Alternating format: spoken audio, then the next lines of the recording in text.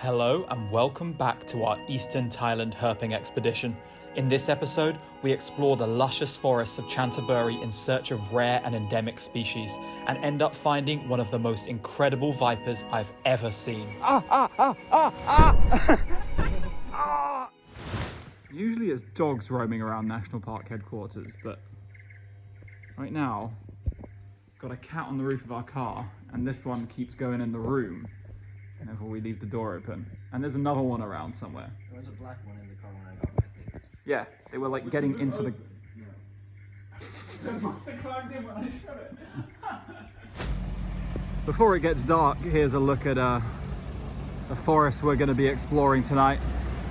And here's a look at our E. coli extravaganza restaurant we found for tonight.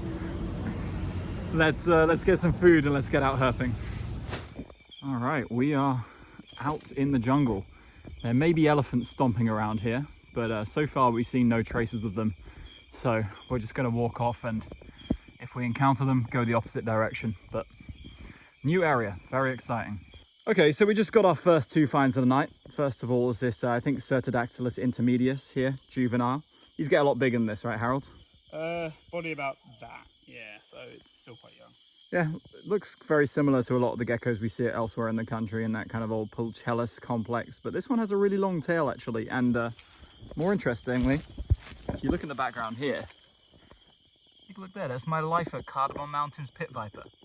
This is a female with a large meal.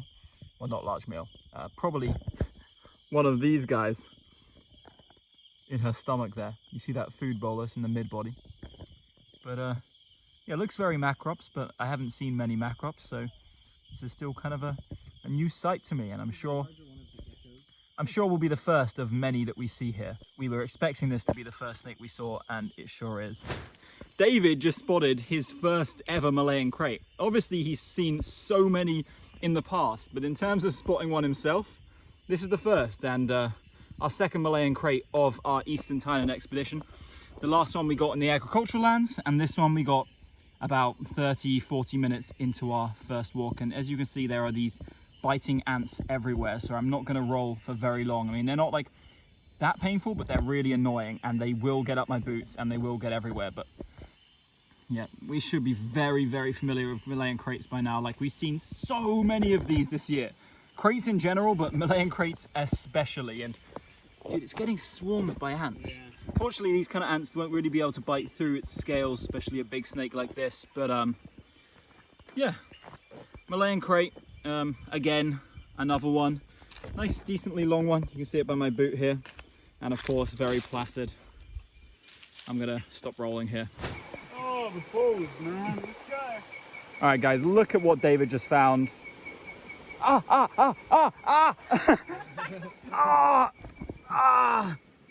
Why, man, why?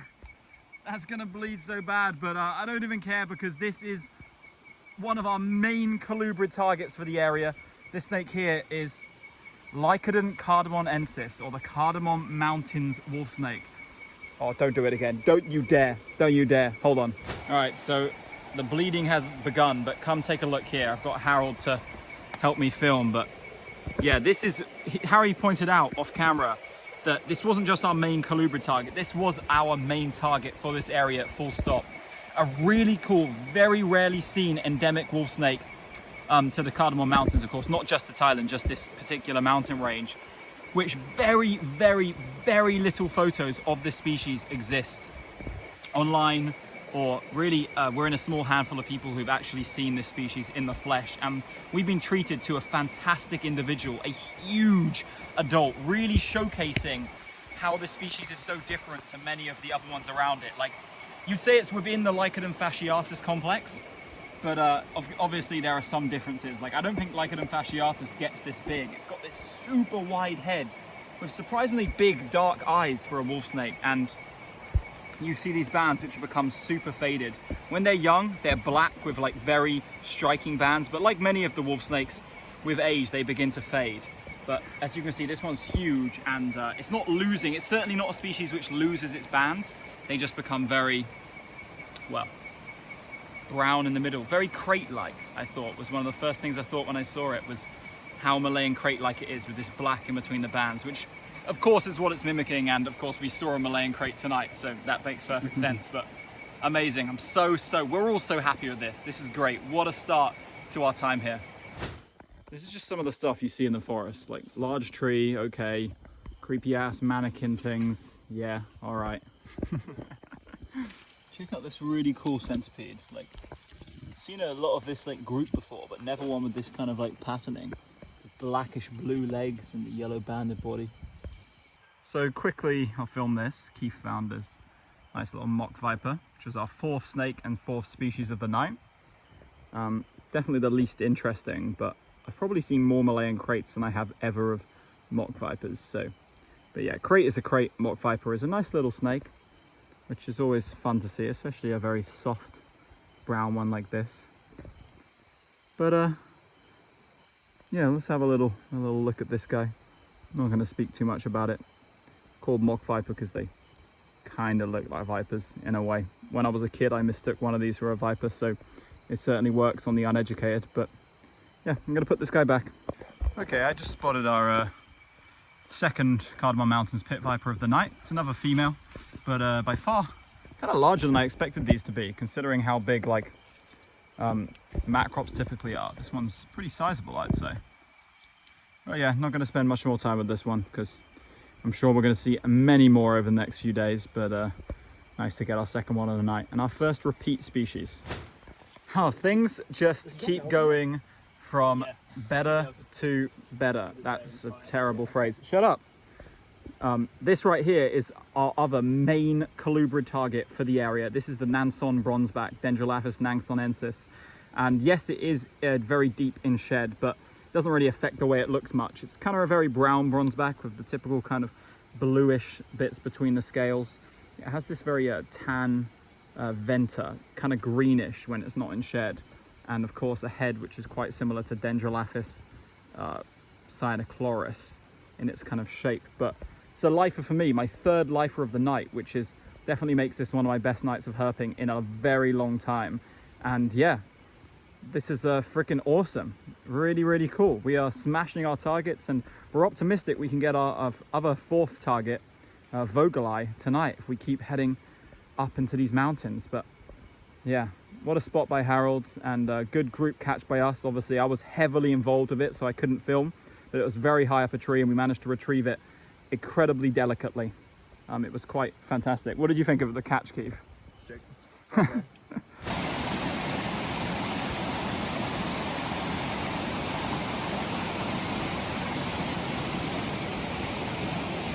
So we've reached the waterfall. You can see that there in the background. And we're gonna have a swim. So I'll catch you in a bit. All right, so after our waterfall swim, we knew we needed to get up to elevation. I knew we had to get up to elevation to find Vogeli. And so I took us up this just ridiculously steep slope. And guys, look what I just spotted up here. A beautiful male Vogel's pit viper with a bluish turquoise green sheen. That is my lifer, and the 4th target we had for this area, and we've got all 4 of them in one night. Let's fucking go, boys.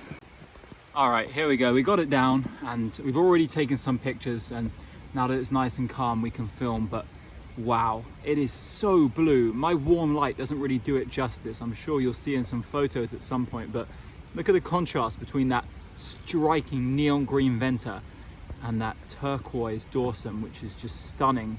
These are a lot more beautiful than I was expecting. This is actually really, really, really impressive, and it may be my favorite find of the night.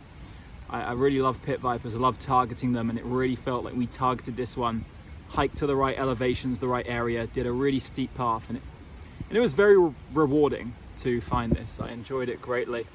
I hadn't seen many snakes tonight, so finding this was a real joy for me, and not to mention it completed an incredible night where we found all 4 major targets for this area. And one last look at that awesome shaped head. They've got a really pointy, sleek, streamlined head, which definitely makes them very beautiful in my opinion. And wow, that blue. I mean, you know, Trimeresurus bunyana from Malaysia has like this reputation for being this blue forest viper. And I'd say this is just as blue as most of those ones, if not more so. Very, very cool. What a night. Here's a look at the steep habitat we hiked up to get that Vogelei. That light is Keith trying to make his way down, but just getting to the bottom now, so it's not so steep anymore, but there's some parts which are really precarious.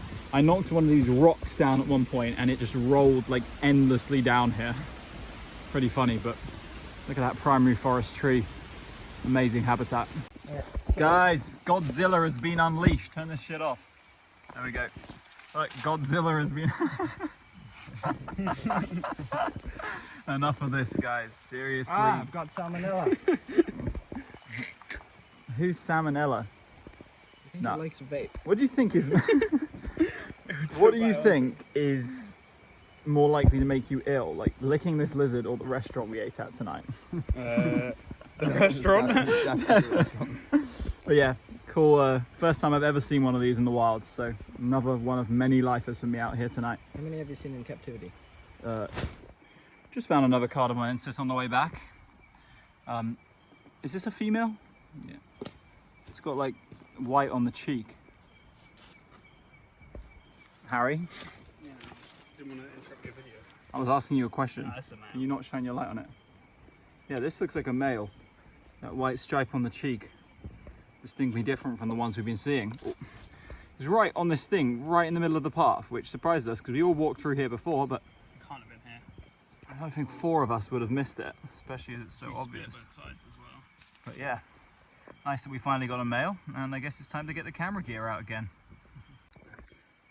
I've been seeing these guys all night, but finally got my hands on for the first time with one of these green-crested lizards, Bronchocela species. I don't know exactly which one it is here. I wouldn't be surprised if it was called like Cardamomyensis, but it also may not be. But I'll put the ID on screen. Unfortunately, you know, he's going to be turning brown pretty rapidly. But I like how these guys have that very like a knoll-like long snout, and yeah, pretty cool little lizard. These guys are often active very high up in trees and very hard to get your hands on, but this one was just in like this level of vegetation, so perfect height to catch. I'm gonna send him back now because he ain't happy. Just got a different species of snake on the way back, and it's a very friendly, familiar face. It's a keeled slug snake, Parius bird moray. Just chillaxing in this bush here. Yeah, nice Parius bird moray. I'm assuming it's bird moray here. There are a couple others, but yeah, I'm pretty sure it would be bird moray in these lowlands over here. If it's not, then I apologize for my boss ID, but it's very, very late at night. It's like way past 3 AM and we want to get back and go to sleep. So I'm going to take a quick voucher and keep moving. Well, we just completed the trifecta of cardamom pit vipers, exactly what we wanted. This is a neonate Cardamom Mountains pit viper. Let me put my hand here without being too dangerous. You can see my fingers compared to it there. So yeah, we got a big adult female, adult male, and a juvenile, which is exactly what we wanted to get here. Completed the trifecta, and we can basically be done with this species. I don't need to take any more photos of this species, which is a nice feeling. It means I can keep my camera away and focus on some slightly rarer stuff. But yeah, this was a great spot by Keith. It was just tucked away in like a load of dense brown vegetation, really hidden away. So yeah, look at that little tail. Nice to see all these, and I'm just gonna leave them here in situ.